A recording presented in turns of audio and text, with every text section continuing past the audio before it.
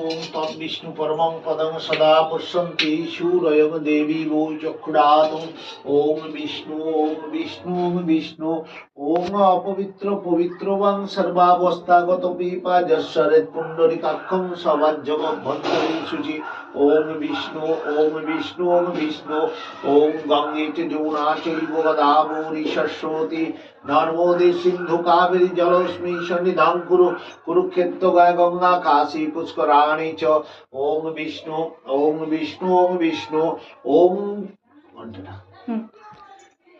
ওম বামে গুরুভ্যায় নমো ঊর্ধ্বে ব্রহ্মণায় নমো অধে অনন্তায় নমো দক্ষিণে গণেশায় নমো পশ্চাতে ক্ষেত্রফলায় নমো পাতালে বাসুকি নমো সম্মুখে ওম গাং গণেশায় নমো। এত গঙ্গা জলে সার্থজলং গাং গণেশায় নমো চন্দ্রম জলে সানার্থজলং গাং গণেশায় নমো। এত ধূপ দীপয় ওম নমো গাং গণেশায় নমো।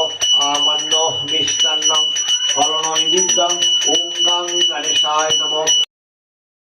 যত সুরঘট কলিকালে নারায়ণ পূজার কারণ আবির্ভূত হইলেন মরত ভুবন।